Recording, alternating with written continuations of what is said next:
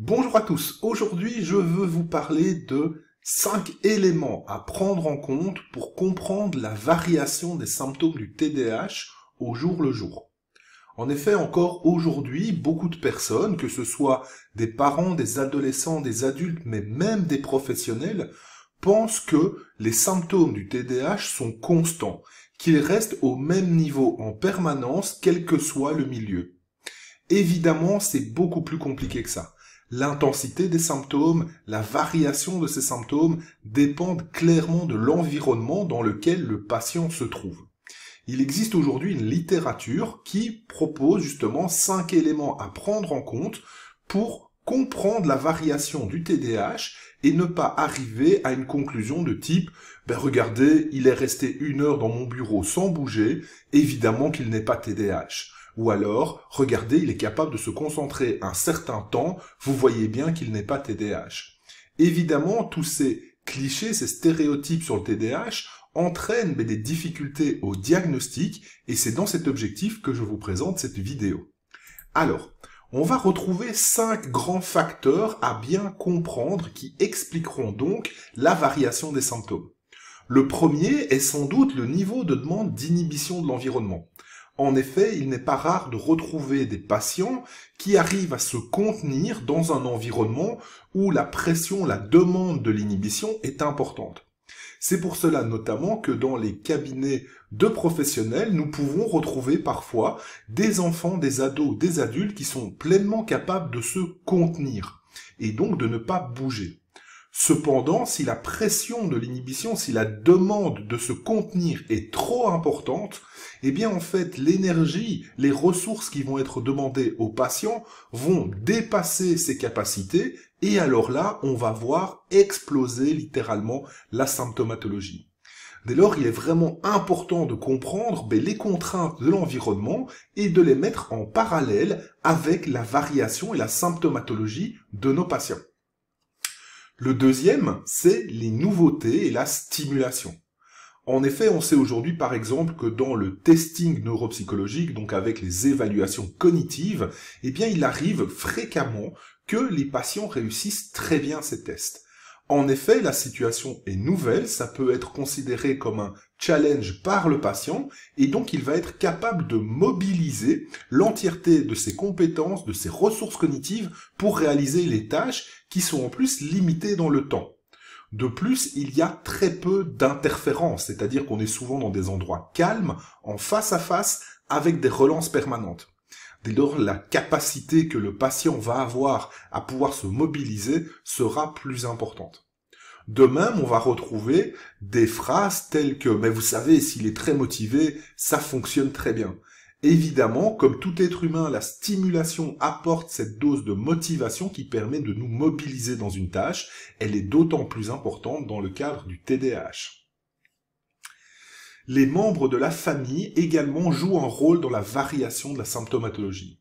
Selon la présence et selon le cadre qui va être posé par un parent, un autre parent ou encore la fratrie, évidemment nous allons retrouver une variation de symptômes.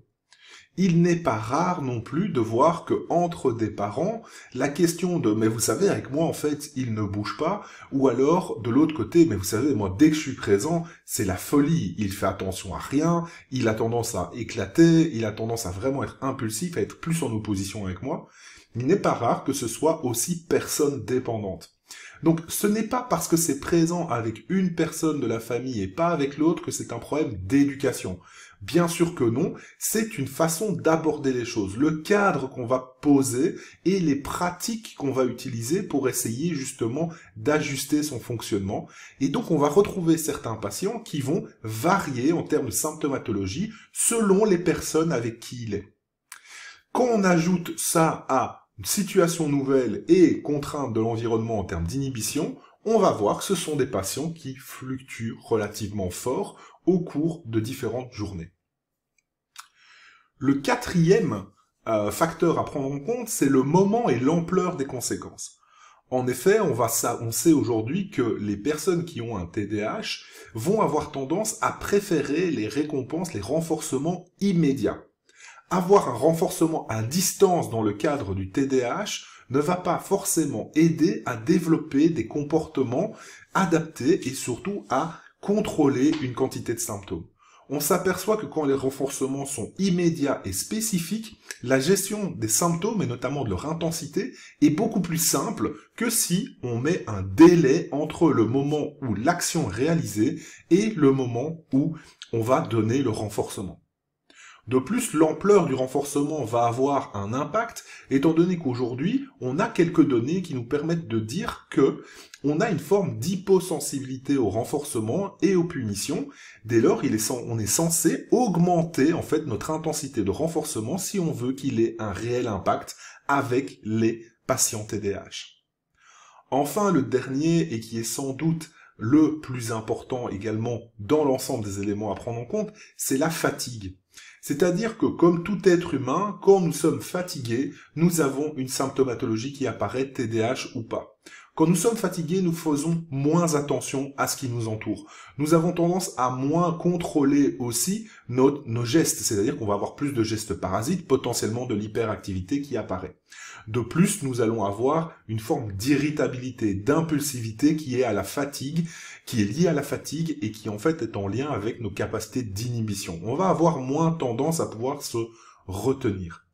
Chez un enfant qui a un TDAH, qui en plus est fatigué, évidemment que nous pourrons retrouver une intensité de symptômes qui risque d'exploser. C'est pour ça qu'on dit toujours qu'il faut faire attention à l'hygiène de vie des patients TDAH, étant donné que le sommeil est quand même une donnée critique chez eux.